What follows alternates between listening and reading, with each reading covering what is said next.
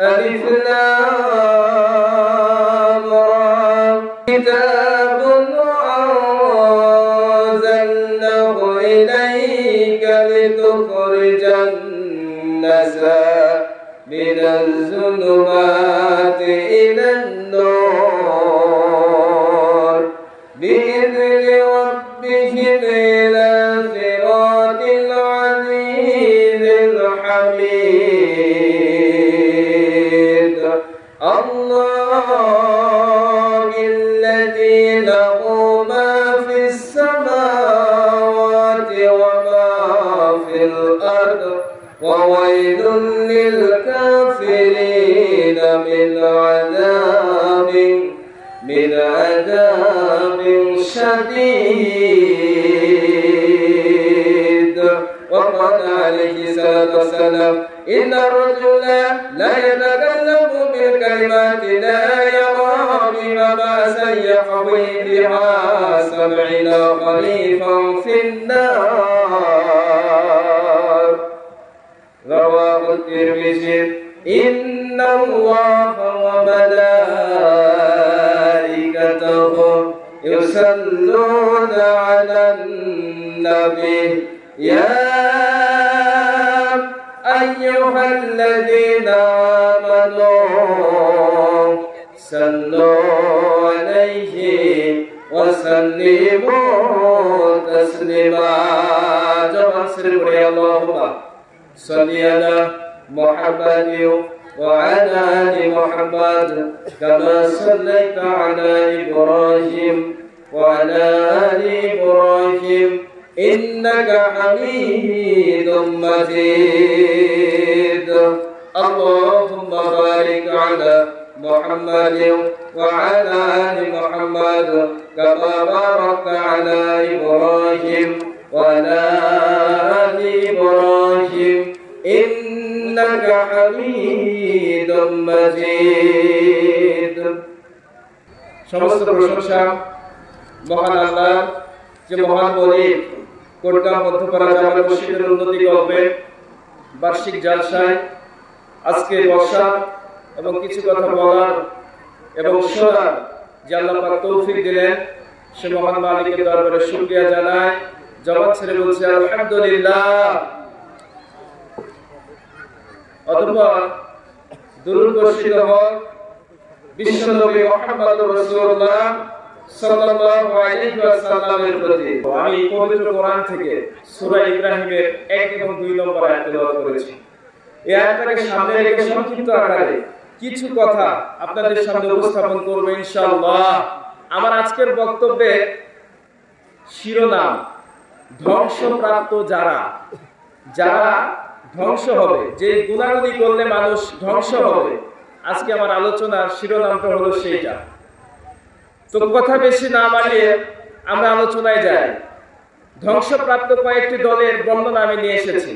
এর মধ্যে 1 নম্বর ধ্বংস হবে যারা দুনিয়াতে মিথ্যাবাদী, যারা মিথ্যা আছে না নাই, সবচাইতে মিথ্যা বেশি। আমি আমার গাঙ্গপাড়া থেকে একদিন আসছিলাম রোজার মধ্যে, হঠাৎ করে বানদের ছেড়ে গাড়িতে নিলাম, গাড়ি পাই নাই। তো গাড়িতে ওঠার পর ওর আব্বা ফোন দিয়েছে। তো আব্বাকে বলছে, আব্বা আমি এখন মারিয়াতে। আমি ফোনের সঙ্গে সঙ্গে বললাম, ভাই আপনি তো কেবল আমার গাড়িতে উঠবেন গাঙ্গপাড়া, যদি এখান থেকে যেতে মারিয়া থেকে যেতে একটা সময় দেরি হবে, গাঙ্গপাড়া থাকে সেখান থেকে আসতে আরেকটু দেরি বেশি হবে না? এখন হ্যাঁ, এখন এর মধ্যে যদি কোনো দুর্ঘটনা হয় আরো বেশি দেরি হয়, বাবার কাছে আরো মিথ্যা বলা লাগবে কি লাগবে না? আমি বললাম এখনই তওবা করেন। বলে ভাই ভুল হয়েছে, এই যে মিথ্যা কথা। আমি বললাম আর কোনোদিন বলবেন না।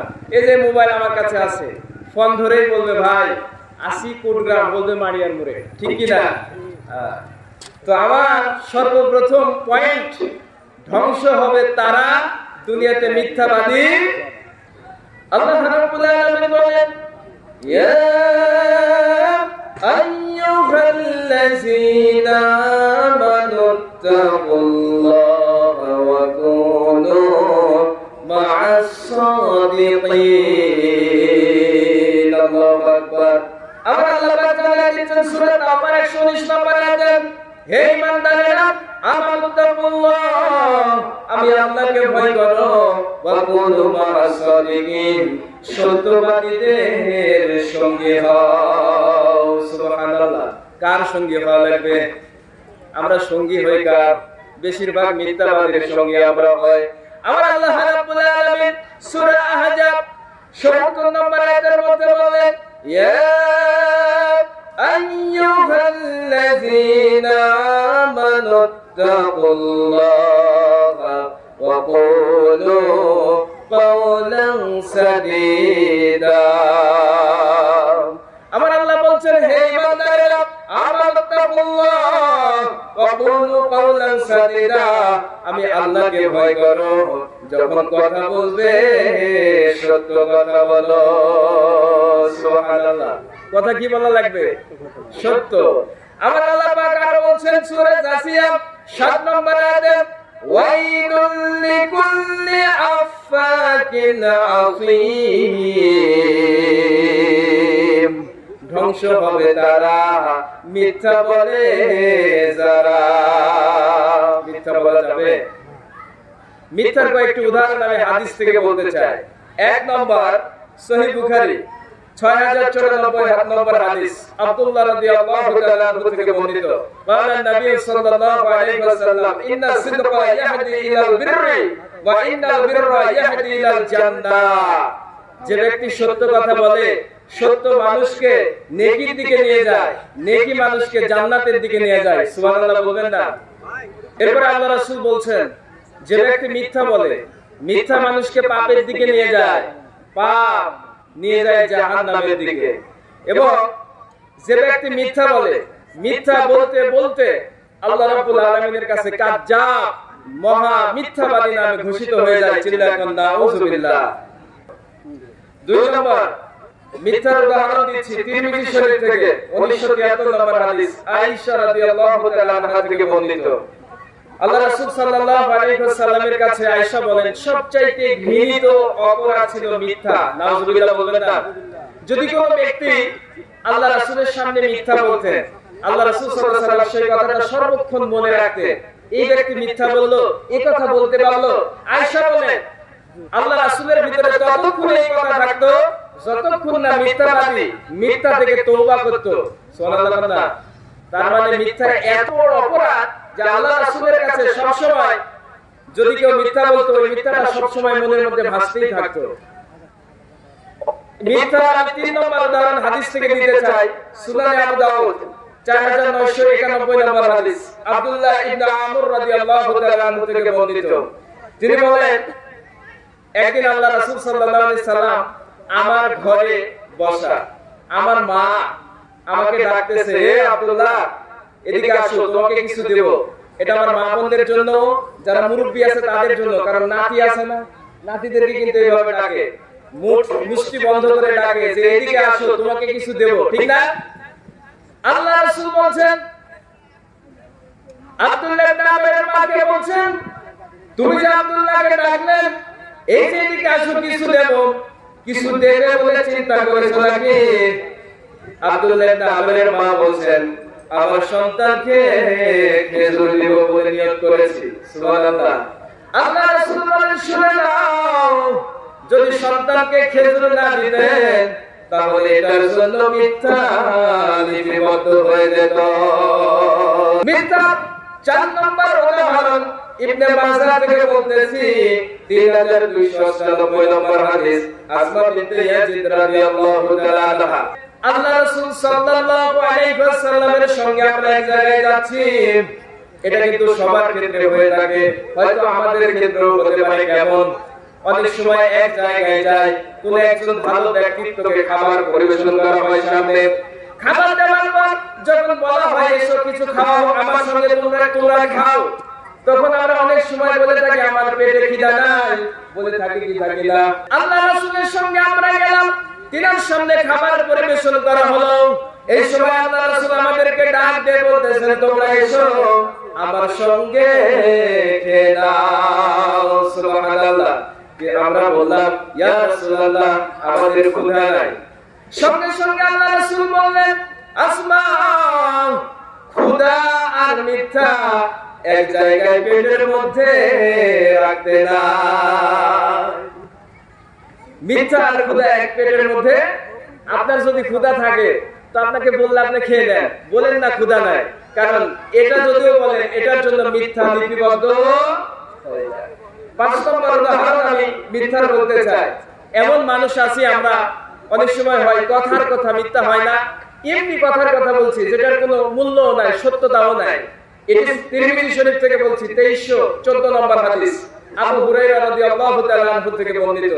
আল্লাহ রাসূল সাল্লাল্লাহু আলাইহি ওয়াসাল্লাম বলছেন, এমন লোক আছে যারা বলে কথার কথা, এরকম কথার কথা যদি বলে আর মনে করে যে কোনো অসুবিধা নাই, এর জন্য 70 বছর তাকে জাহান্নামে থাকা লাগবে। চিল্লায় বলেন নাউযুবিল্লাহ। আল্লাহ রাসূল 6 নম্বর উদাহরণ দিচ্ছেন মিথ্যা, তিরমিজি থেকে 2315 নম্বর হাদিস, আগেরটা 14, পরেরটা 15 নম্বর। আল্লাহ রাসূল সাল্লাল্লাহু আলাইহি ওয়াসাল্লাম বলেন, ওই ব্যক্তি ধ্বংস হোক, ওই ব্যক্তি ধ্বংস হোক যে ব্যক্তি মানুষকে হাসানোর জন্য মিথ্যা বলে। নাউযুবিল্লাহ। হাসানোর জন্য মিথ্যা বলা যাবে?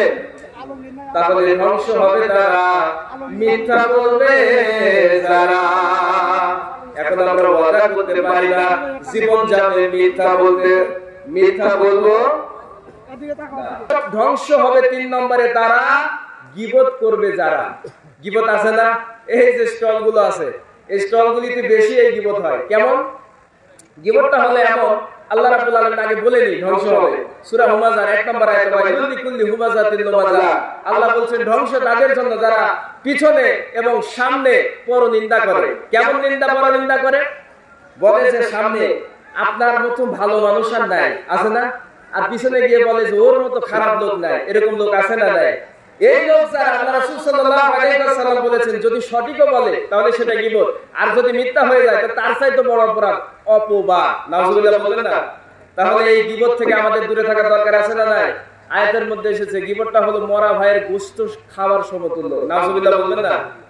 এজন্য প্রিয় উপস্থিতি কেরাম, 3 নম্বর ধ্বংস হবে তারা, সংক্ষিপ্ত ভাগে বলছি, গীবত করবে। এখানে আমরা যারা ওয়াদা করতে পারি না, আমরা পরনিন্দা করব।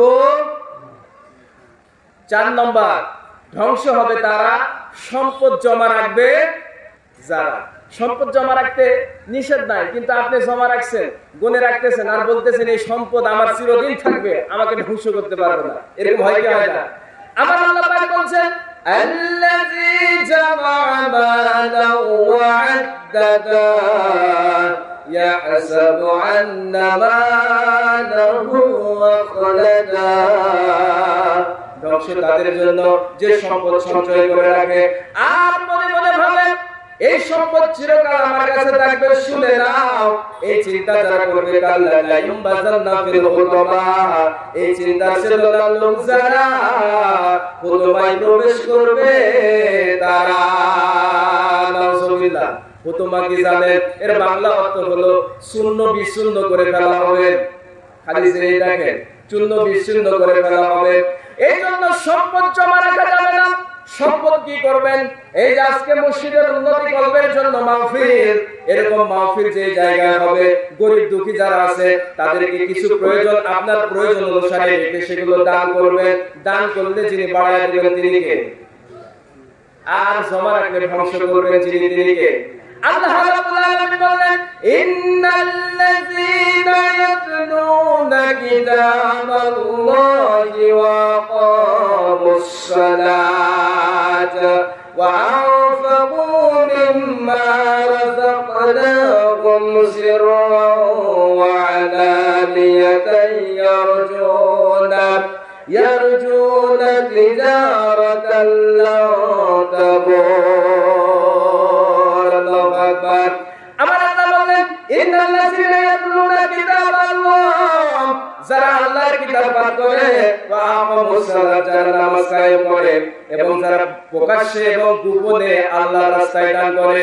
শুনে নাও, তারা এমন ব্যবসার আশা করবে যেই ব্যবসায় কোনোদিন লস হবে না। সুবহানাল্লাহ। এমন ব্যবসার আশা আমাদের আছে না নাই? আল্লাহ শিখিয়ে দিচ্ছেন তুমি যদি প্রকাশ্যে গোপনে দুই ভাবে যদি আল্লাহর রাস্তায় দান করো তাহলে এমন ব্যবসার চিন্তা তুমি করো যে ব্যবসায় কোনোদিন লস হবে না। সুবহানাল্লাহ। দুই নম্বর উদাহরণ হলো মুহসিন বান্দা, সৎকর্ম বান্দা হবে তারা, আল্লাহর রাস্তায় দান করবে যারা। সুবহানাল্লাহ। আল্লাহ বলেন আল্লাযীনা ইউনফিকুনা ফিস সাররাই ওয়াদ দাররাই ওয়াল কাযিমিনাল গায়জ ওয়াল আফিনা লিন-নাসি ওয়াল্লাহু ইউহিব্বুল মুহসিনিন। আল্লাহু আকবার। আল্লাহ বলেন যারা সচ্ছল এবং অসচ্ছল অবস্থায় উভয় অবস্থায় আল্লাহর রাস্তায় দান করে কোন সময় বন্ধ করে না, উভয় অবস্থায় দান করে। রাসূল সাল্লাল্লাহু আলাইহি ওয়াসাল্লাম হযরত বেলাল রাদিয়াল্লাহু তাআলা আনহুকে বলেছেন, বেলাল তুমিও আল্লাহর রাস্তায় দান করো। সুবহানাল্লাহ বলেন না। বেলালের মাত্র নিচের অংশগুলি ঢাকার জন্য একটা পোশাক ছিল। এই বেলালকে বলছেন, বেলাল তুমিও আল্লাহর রাস্তায় দান করো, কারণ আমার আল্লাহর ধন ভান্ডারের অভাব নাই। সুবহানাল্লাহ। আল্লাহ রাসূল সাল্লাল্লাহু আলাইহি ওয়াসাল্লাম বলেছেন, সাদাকাতু তারকুল বালা ওয়া তাজিদু ফিল উমর। যারা দান করে, এই দান যারা করে আল্লাহ রাব্বুল আলামিনের রাসূল বলেছেন তাদের বালা মুসিবত দূর হয়ে যায়। সুবহানাল্লাহ বলবেন না। শুধু বালা মুসিবত দূর হয় না, আল্লাহ রাব্বুল আলামিন তার হায়াতটাকেও বৃদ্ধি করেন। সুবহানাল্লাহ কন্যা। এখন হায়াতটা বৃদ্ধি হয় কেমনে? এর একটা উদাহরণ দিই। সুলাইমান আলাইহিস সালামের নাম শুনেছেন? হ্যাঁ। তিনার সময় তিনার এক উম্মত পাখির বাসা, তার বাড়ির সঙ্গে একটা পাখির বাসা ছিল, সেই বাসাতে পাখি ডিম দিত। ওই ডিমগুলো তিনি নামিয়ে নামিয়ে প্রত্যেক দিন দিত আর নামিয়ে নামিয়ে খেয়ে নিত। এখন পাখির কষ্ট আছে না? পাখির ভাষা কিন্তু সুলাইমান আলাইহিস সালাম বলতেন, যত মাখলুক ছিল প্রত্যেকটা মাখলুকের ভাষা বোঝার তৌফিক আল্লাহ দিয়েছিলেন সুলাইমানকে। সুবহানাল্লাহ। এই পাখি সুলাইমান আলাইহিস সালামের কাছে অভিযোগ দিলেন, হে আল্লাহর নবী, আমি প্রত্যেকদিন ডিম দিয়ে দেই, আপনার উম্মত প্রত্যেকদিন ডিমগুলো নামিয়ে নামিয়ে খেয়ে ফেলে। আমার অভিযোগ, তাকে আপনার ব্যবস্থা করা লাগবে। সুলাইমান আলাইহিস সালাম লোকটাকে ডাকলেন এবং হুঁশিয়ার করে দিলেন, তুমি আর ডিম খেতে পারবে না। লোকটা কি করলো? পরের দিনে আবার ডিম খেয়েছে। পাখি আবার অভিযোগ দিয়েছে সুলাইমান নবীকে। সুলাইমান নবী আবার জিনদেরকে ডেকে বললেন, শুনে নাও, যদি এবার সেই পাখির ডিম খাওয়ার জন্য আমার ওই উম্মত উঠে যায় তাহলে তোমাদের কাজ হলো ওকে ওই জায়গা থেকে ফালায় দিবে, এমন ভাবে ফালায় দিবে জীবনে যেন আর গাছে উঠতে পারে না, পঙ্গু যেন হয়ে যায়। এই হুকুম দিয়ে দিল। পরের দিন সকালবেলা সেই লোকটা ডিম নেওয়ার জন্য গাছের উপরে উঠে যায়, ডিমটা নামিয়ে দিয়ে চলে আসে, আবার ভেজে খেয়ে নেয়। লোকটার কোনো ক্ষতি হয় না। পাখিটা সুলাইমান নবীর কাছে গিয়ে বিচার দেয়, আপনি তো বললেন লোকটাকে ফেলে দেওয়ার জন্য, কিন্তু লোকটা তো আজও খেয়ে নিল, কিছুই হলো না। বলে লোকটাকে ডেকে নিয়ে আসো। লোকটাকে ডেকে নিয়ে আসা হলো। জিনদেরকে ডাকা হলো। জিনদেরকে বলা হলো, তোমরা সেই লোকটাকে ফেলে দেন না কেন? জিন ডাক দিয়ে বলতেছে, হে আল্লাহর নবী, আমরা কেন ফেলি নাই? সেদিন সকালবেলা লোকটা যখন গাছে উঠতে যাচ্ছিল, এমন সময় একজন ভিক্ষুক তার বাড়িতে এসে খাবার চায়। খাবার চাওয়ার সময় সে খাবার তাকে দিয়েছিল। খাবার দিয়ে সে গাছের উপরে উঠেছিল। এমন সময় আমার আল্লাহ দুইজন ফেরেশতা আমার কাছে পাঠিয়েছে, একজন পূর্ব থেকে একজন পশ্চিম থেকে। তারা এসে আমাকে এমন জায়গায় দূরে ফেলে দিয়েছে, এমন জায়গায় দূরে দিয়েছে, আমি লোকটাকে ধারে কাছেও যাইতে পারি না। সুবহানাল্লাহ। সুলাইমান নবী বলতেছেন যে তুমি আবার নতুন করে আমল করো, কেননা তোমার গুনাহগুলো মাফ করে দেওয়া হয়েছে। সুবহানাল্লাহ বলেন না। কারণ দান করলে বালা মুসিবত দূর হয়ে আজকে এই মসজিদের জন্য, মধ্যপাড়া মসজিদের জন্য মাহফিলের আয়োজন করেছেন। আপনারা সবাই, দূরের লোকজন তেমন দান করবে না, আপনারাই করবেন। সবাই মন থেকে বেশি বেশি করে দান করার চেষ্টা করবেন। আমি আপনাদের কাছ থেকে দোয়া চেয়ে নিয়ে, আমি পাশের গ্রামের সন্তান, আরো কিছু পয়েন্ট ছিল, সেগুলো তো আর সময় হচ্ছে না। আল্লাহ যদি কোনোদিন সুযোগ করে দেন ইনশাআল্লাহ বলবো। ভাবে যে কথাগুলো বলেছি, 1 নম্বর মিথ্যা বলবো না, 2 নম্বর অহংকার করবো না, 3 নম্বর গীবত করবো না, 4 নম্বর সম্পদ এমন ভাবে জমা রেখে আর গুনে গুনে হিসাব করবো না যে সম্পদ আর আমার কাছ থেকে যাবে না, এরকম চিন্তা ভাবনা করবো না, এই কাজগুলো থেকে আল্লাহ যেন আমাদেরকে হেফাজতে রাখেন। মোহাম্মদ সিদ্দিক পিতা মোহাম্মদ আবুল শাঙ্কুরাম ধান 10 কেজি দান করেছেন, আল্লাহ দানকে কবুল আর মঞ্জুর করে নেন। নাম মোহাম্মদ রেজাউল পিতা কাদের আলী জিয়াপাড়া 1 বস্তা সিমেন্ট দান করেছেন, আল্লাহ এই দানকে কবুল আর মঞ্জুর করে নেন। চিল্লায় বলেন আমিন। আয় আল্লাহ তাআলা সেকেন্ডার পিতা মৃত কসিম মিধান কোটগ্রাম নগদ 200 টাকা 10 কেজি ধান। একটা জোরে জোরে তাকবীর লাগান, লিল্লাহি তাকবীর। আয় আল্লাহ তাআলা মোহাম্মদ দিলবর পিতা মৃত কোনাই মঙ্গলপুর থেকে এসে 10 কেজি ধান দান করেছেন, আল্লাহ এই ধানকে কবুল আর মঞ্জুর করে দেন। ধানের যতগুলি কোলা আছে কোলা পরিমাণ সব দিয়ে আমলনামা ভরপুর করে দেন। মোহাম্মদ আমিনুল ইসলাম মৃত মহিলার পিতা কোটগ্রাম থেকে এসে 1 ব্যাগ সিমেন্ট দান, লিল্লাহি তাকবীর। আল্লাহ যারা যে নিয়তে দান করেছেন আরো 100 টাকা দান করেছেন, বেনামি আল্লাহ এই দানটাকে কবুল আর মঞ্জুর করে নেন। সকলে বলছি আল্লাহুম্মা আমিন। যতটুকু কথা বলেছি যদি ভুল হয় আল্লাহ যেন মাফ করে। আপনারা শুনতে গিয়ে বুঝতে গিয়ে যদি কষ্ট পেয়ে থাকেন মেহেরবানি করে মাফ করবেন। আমার জন্য দোয়া আছে, আপনাদের জন্য দোয়া রেখে আমার আলোচনা এখানে শেষ করছি। সুবহানাকা আল্লাহুম্মা ওয়া বিহামদিকা আশহাদু আল্লা ইলাহা ইল্লা আনতা আস্তাগফিরুকা ওয়া আতুবু ইলাইক। আসসালামু আলাইকুম ওয়া রাহমাতুল্লাহ।